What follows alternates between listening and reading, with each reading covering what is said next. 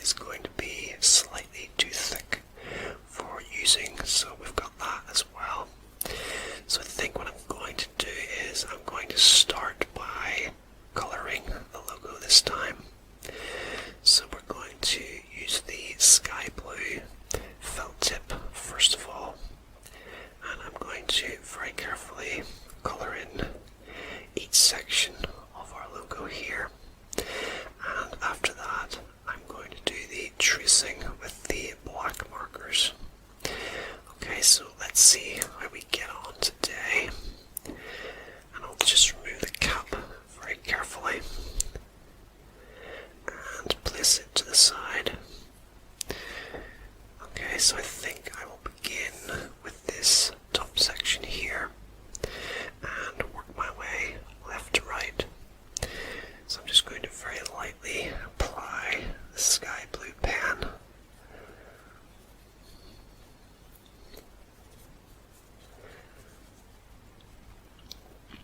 And it's actually a bit darker than I anticipated it would be, but I think it's a nice shade.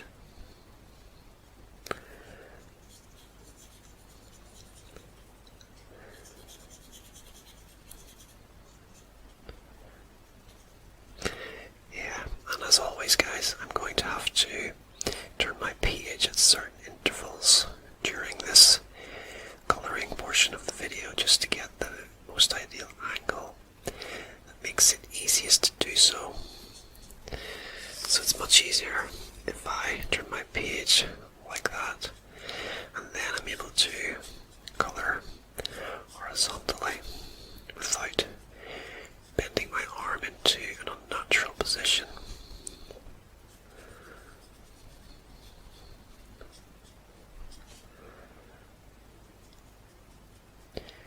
So, Adidas is one of my favourite sports brands, and it is one of the most popular in the world as well. I believe Adidas is in over 200 countries worldwide, so it really is a global brand and one of the most well-known and recognisable in the world. And it was founded in 1948 by a man named Adi Dassler and his brother Rudolf. So they founded the company together as brothers. But unfortunately, after the Second World War, the brothers unfortunately had a fallout, which meant that Rudolf left the family business and he actually set up his own business, which you will probably know, and he set up Puma. So the two became big rivals later in life, and unfortunately the two brothers never reconciled. So these two companies went head to head, and unfortunately the brothers never made up, and they both died in the 1970s, and they are buried in the same cemetery, but they aren't put together, they are actually spaced apart, which is unfortunate really.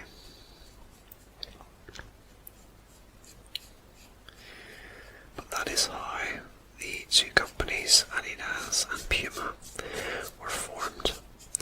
Originally the company wasn't known as Adidas, but after the split with the brother, Adolf Adi Dassler changed the name to Adidas using the first three letters from his nickname, and the last are the first three letters of his surname. And if you put those together, you get the word Adidas.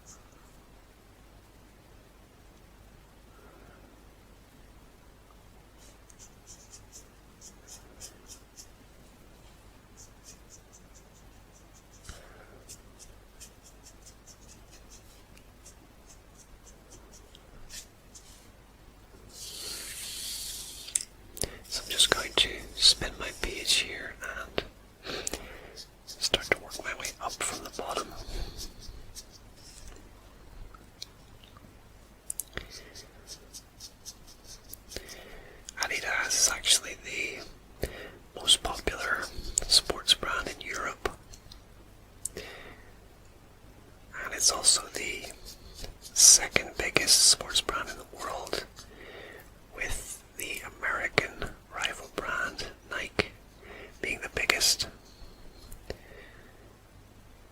I probably would have been able to guess that if I was asked, who do I think are the two biggest sports brands, number one and number two? I probably would have said Nike as number one and Adidas as number two.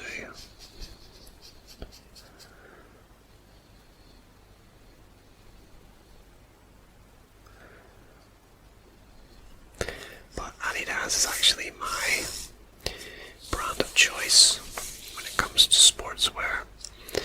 I like to wear the brand when I play sport. I really like the logo and the three stripes as well.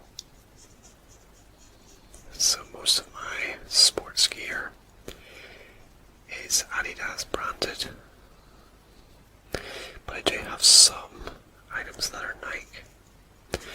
I have a pair of Nike trainers. Actually, I have two pairs of Nike trainers. One that I use for wearing with general shorts, and another that I wear when I go to play football. I wear them down to the centre before changing into my football boots. So there we have two of the sections complete of the stripe.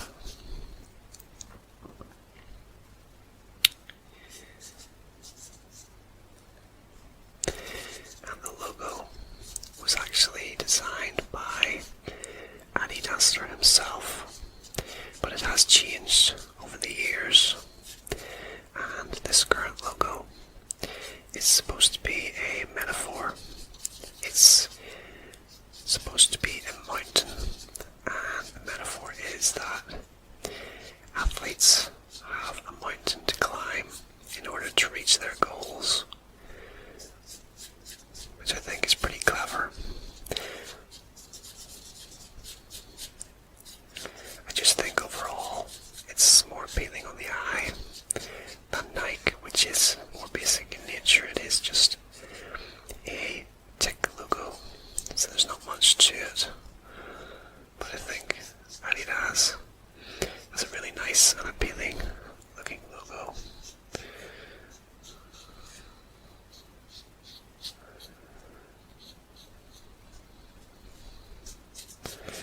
So I'm just filling in these center parts here before going around the edge, which is obviously more tricky.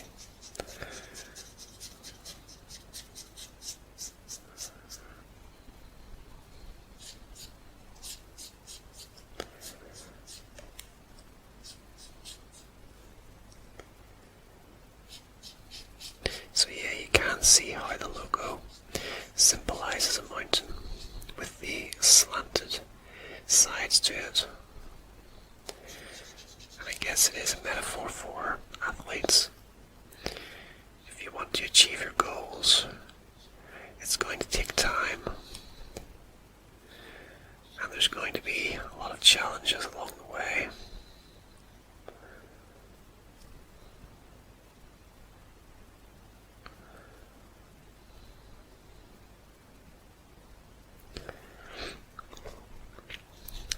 This is quite a runny type of felt tip, I find, so it's quite difficult to colour with.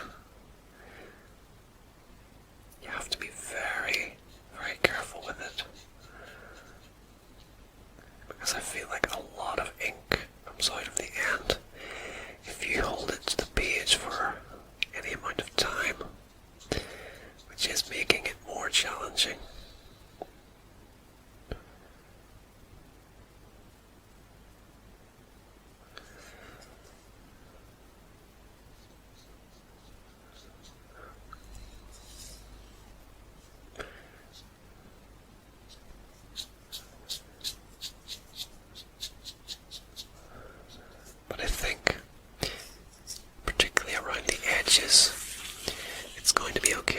as I apply the Sharpie marker edging to it.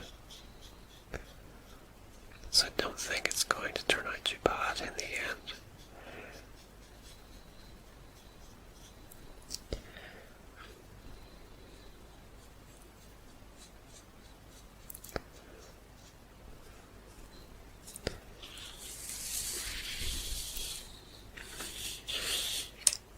So I'm just going to fill this part in, and our logo section will be complete.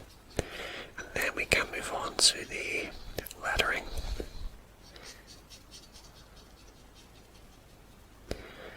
And I'm not sure if I'm going to do the lettering with this blue pen or if I'm going to do it in black.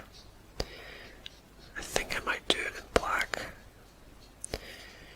just to offer a bit of contrast between this part and the lettering.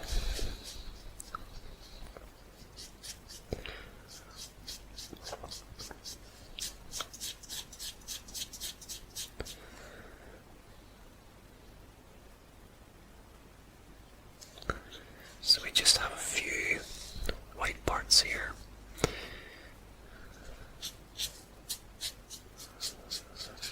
And as always guys, if you're going to trace or colour like this, it's always advisable to put some paper underneath the piece that you're working on. So as you can see, I have my paper clip here, and I have 2 sheets of blank paper underneath, just to add some protection so that you don't get ink on your tabletop, because that would be problematic. And it's actually happened to me before with a previous table.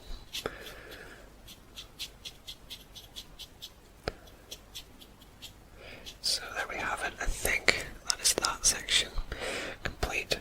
I'm just going to add a bit more blue here, as I feel this is a bit lighter than the other 2 sections.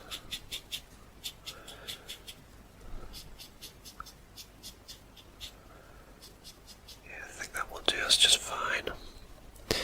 So there we have our blue section complete, and I'm just going to pop my cap back on and place that to the side. So I think what I'm going to do now is I'm going to trace this section just to complete it, and then we can move on to the lettering at the bottom. So this part is always kind of nerve-wracking, but we just have to be as careful as we can. And it doesn't need to be absolutely perfect, but we're just going to trace the line as neatly as we can.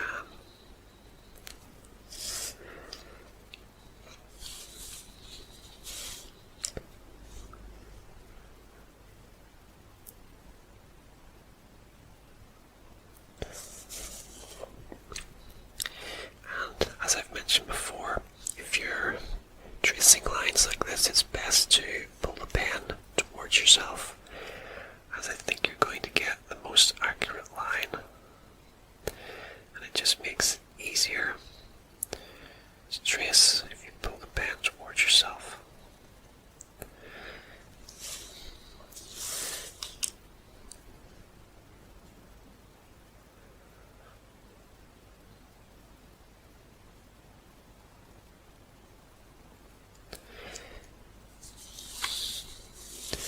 So there we go, there is the first part of the mountain logo complete.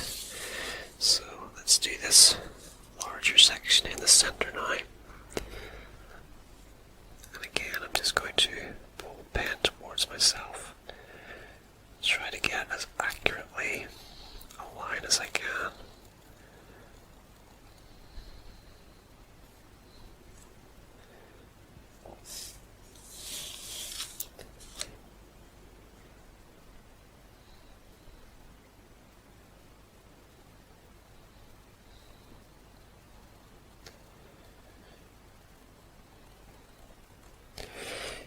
do need to have a steady hand for doing this. I can't imagine trying to trace with a shaking hand. It would be very difficult.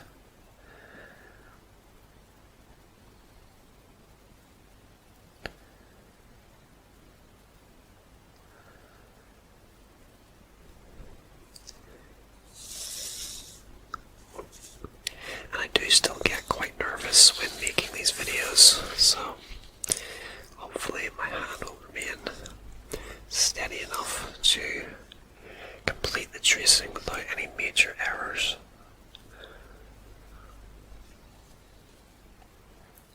So it is getting more difficult as we go along here, with the lines getting longer.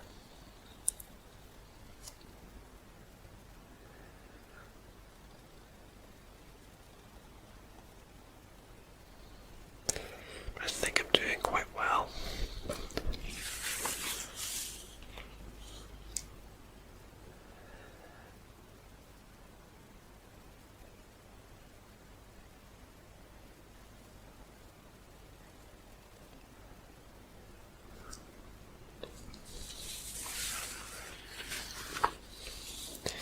I think I'll do this longer line next.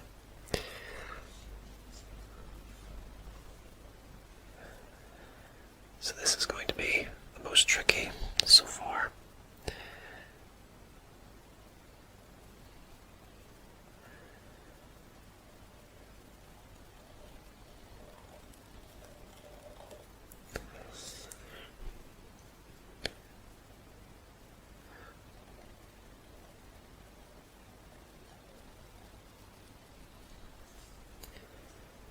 I think it's going quite well so far.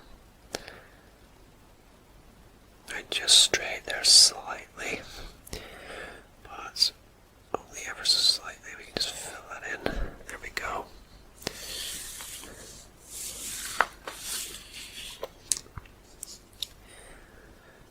And just two more sides here to complete. And our mountain logo section will be finished. And I really like how that's applied to the page.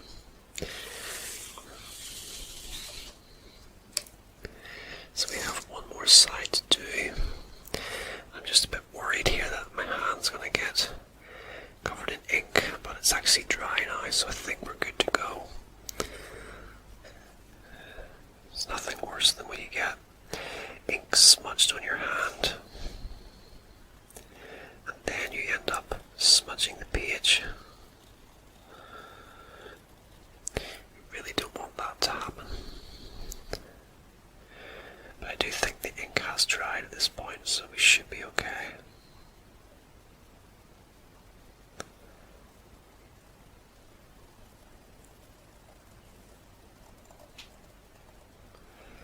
There we go. We have the blue logo section complete. I think it looks quite well. Very happy with how that's turned out. So now what I'm going to do, I think, is I'm going to continue with the Sharpie marker. And we're just going to colour in the text section of the logo. So I think I'm going to trace each letter first of all, and then finish it off by colouring it.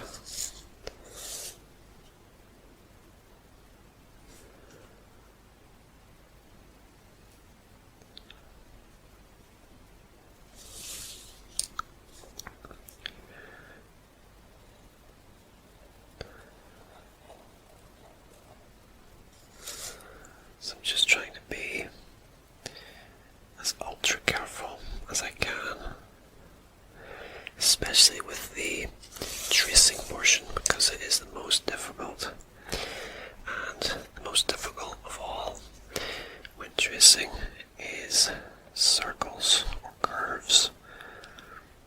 So we're really going to be tested here.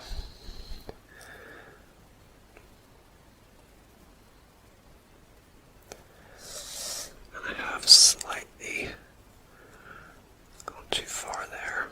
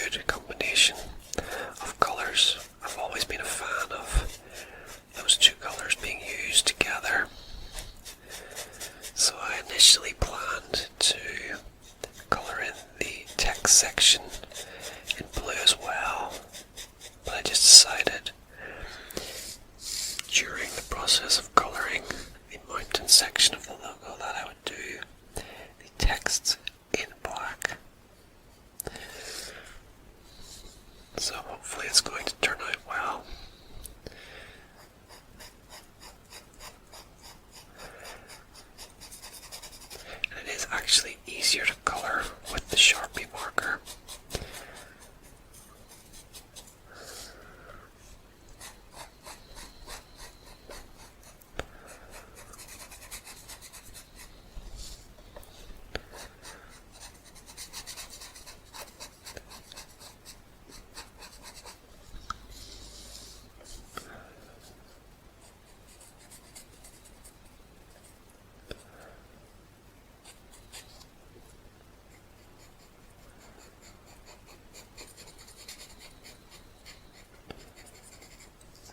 So there we have the A, almost complete. I'm just going to try to round it off ever so slightly here. I think that will do just fine. So there we have the letter A finished, and now we can move on to our letter D. And once again, just going to trace around the edges.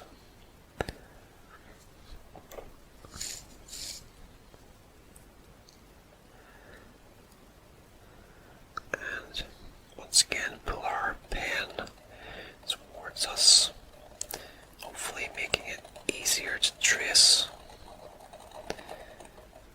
I think that's quite straight, so pleased enough with that. And once again, we have our curves to negotiate here. So let's just turn the page to the side, and hopefully we will get around here without any major issues. I actually thought that tracing would be easier than it is. It's quite difficult to get it exactly right. And being somewhat of a perfectionist, I do really want to get it as close as I can to being perfect.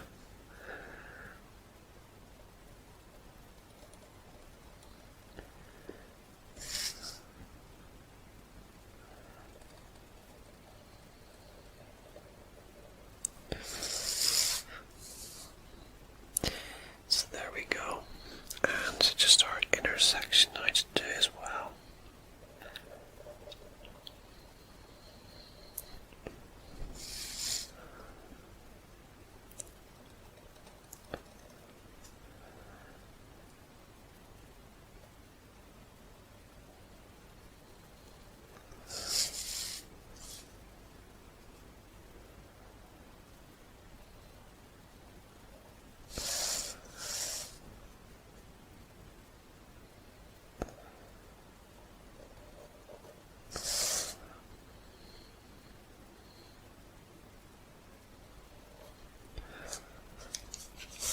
So now we can begin to colour in our D letter here.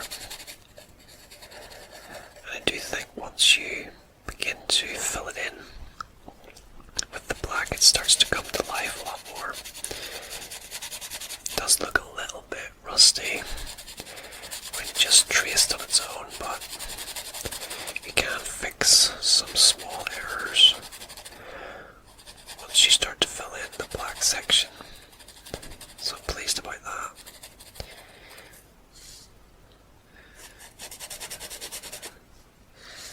I think I'll work over on this side, work my way around, hopefully avoid smudging on my hand.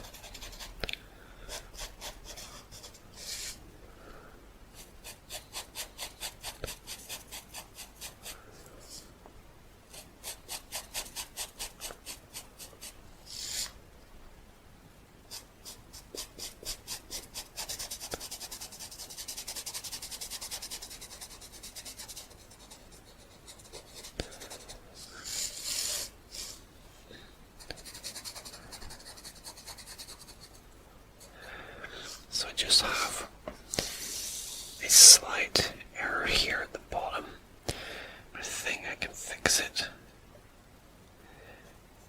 Just smoothing it off. And also here at the side there's a small part that I could smooth off. I think that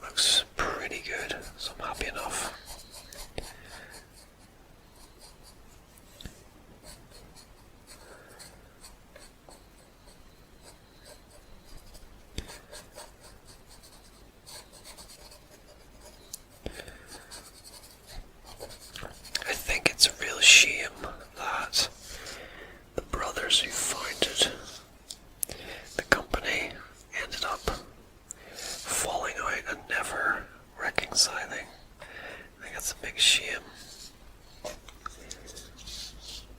But sometimes it happens, and there are cases that I know of with people in my life, and they've fallen out and they're never going to make up. And I unfortunately know that's the case. And I think it's especially true with people who are stubborn. People who just won't admit that they were wrong, or they're just unable to bury the hatchet. I think it's a real shame because life is too short to hold grudges unless it is something majorly bad that the person has done. I don't think there's much that you can't forgive, especially when it comes to family. I mean, they were brothers at the end of the day. So yeah, it's a real shame that they couldn't fix their differences.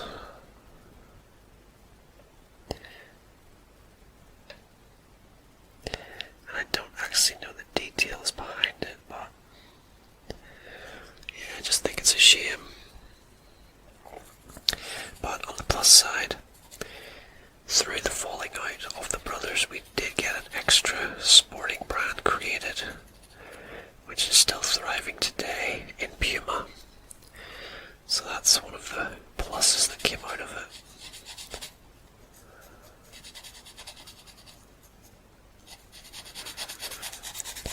I don't think I actually own anything with the Puma brand, but I do like it. And maybe one day I will attempt to trace and colour the logo. I think it's a really cool looking logo with the Puma cat. It's really good looking.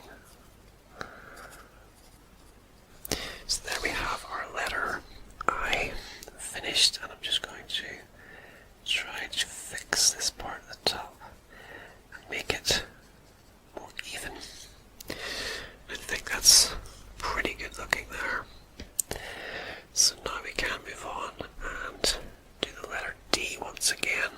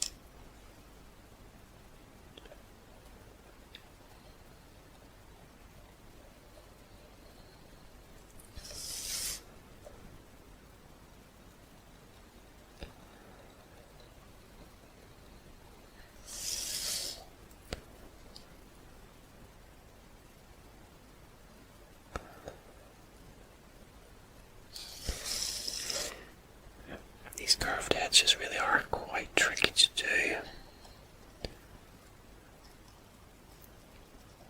I think I'm doing okay with it, but it is quite tricky.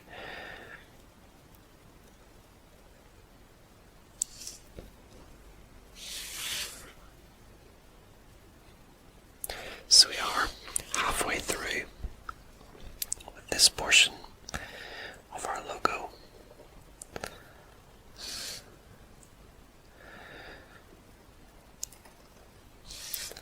And I don't think that this D is in any way easier than the first one. I don't think the experience of doing the first one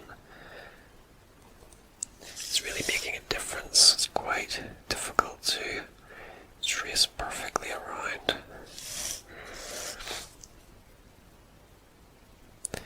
But as I always say, as long as you're doing your best, that's all that really matters. It doesn't need to be absolutely perfect on this channel, as we are an amateur art channel.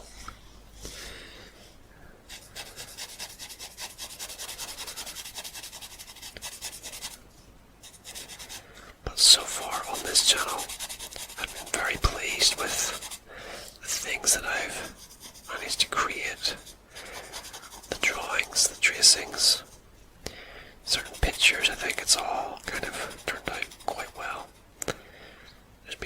major disasters to date. I've probably cursed myself by saying that.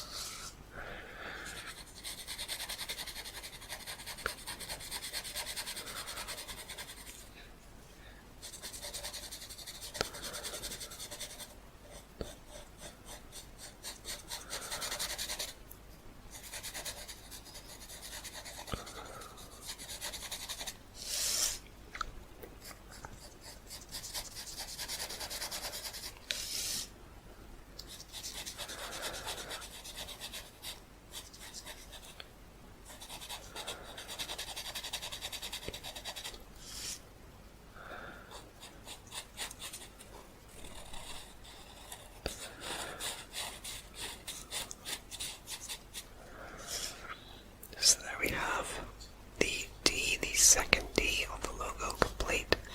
So we just have 2 more letters to do. And I can already tell that the S at the end is going to be a lot of fun.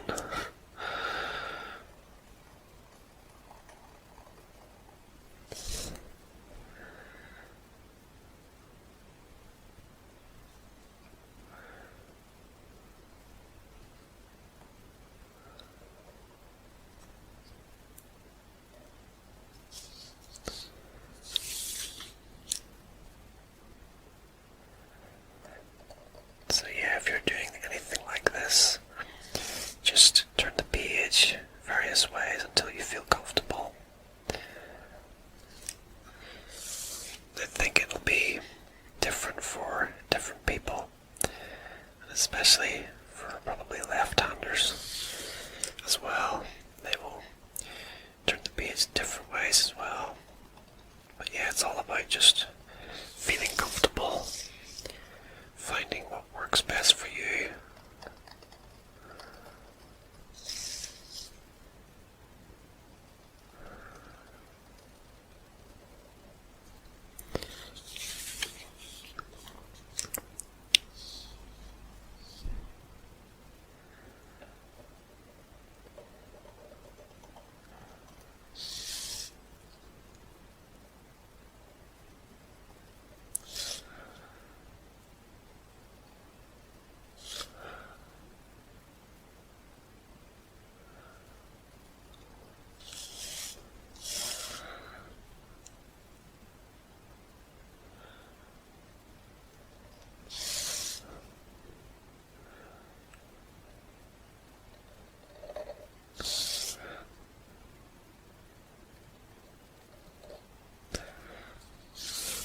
So I think as we go along here, I am getting a bit more confident with each letter, and it's taking me a bit less time each time I do a letter.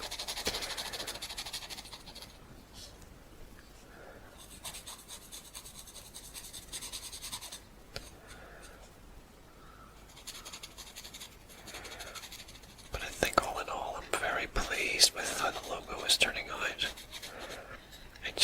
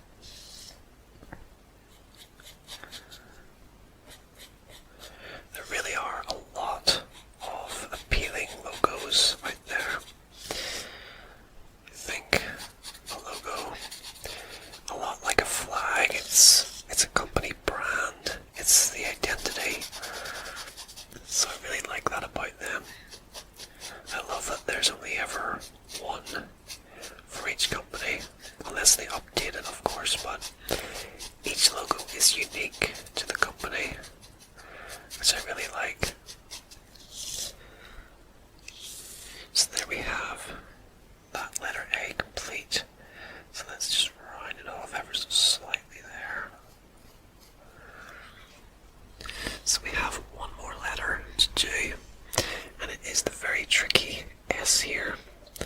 So let's make an attempt at that now, and let's see what's going to be best. I think I'll start from this angle here, and do this part first. And then let's do this part inside.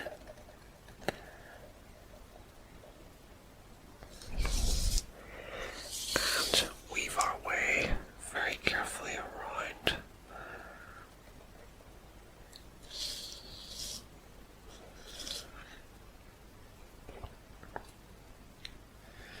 And if you've seen one of my recent videos where I did some calligraphy, I actually had trouble on the S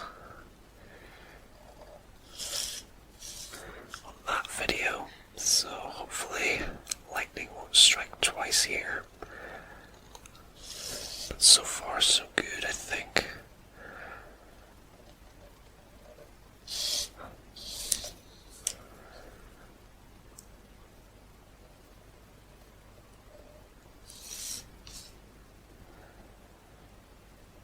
I think I'm going to be very relieved if I get this letter done without any huge mistakes.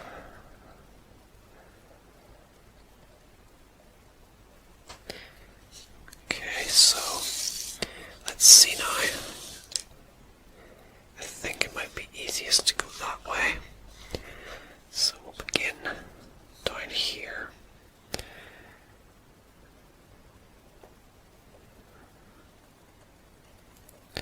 And weave our way very carefully around.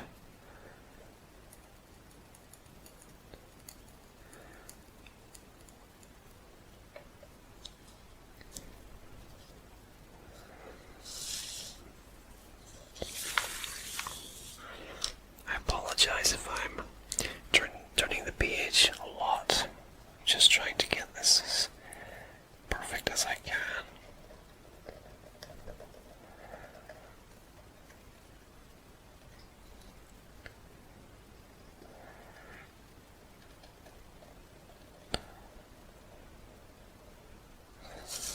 And we're almost there.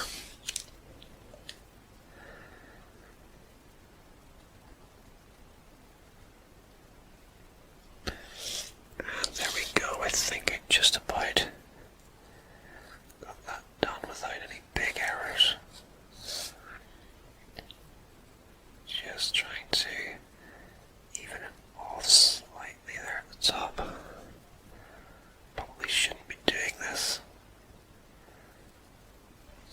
but I think that's grand. So we just need to color this in, and our logo will be complete.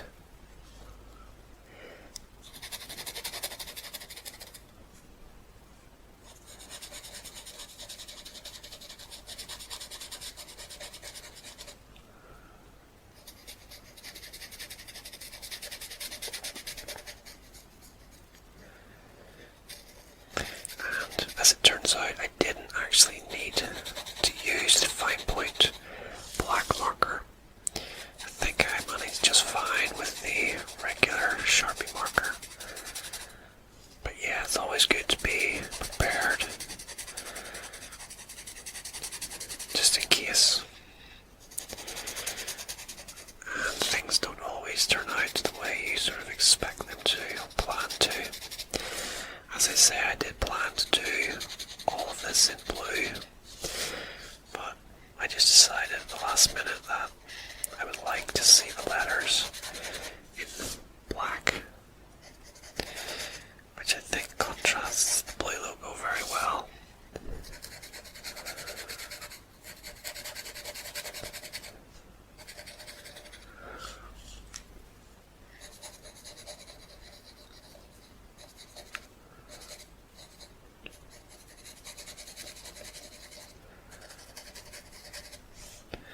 So we are almost complete.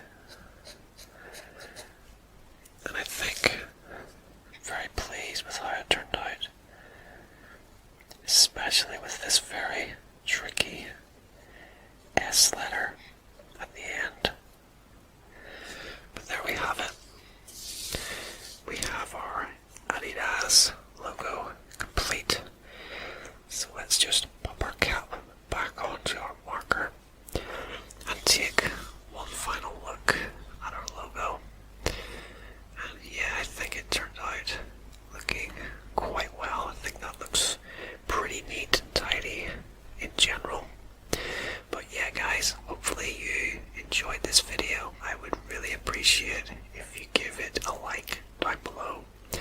Subscribe to the channel and hit the notification bell so you won't miss out on any of my upcoming videos. But thank you for joining me for this video, and as always, rest easy, sleep well, and I hope to see you again very soon for another video, and goodbye for now.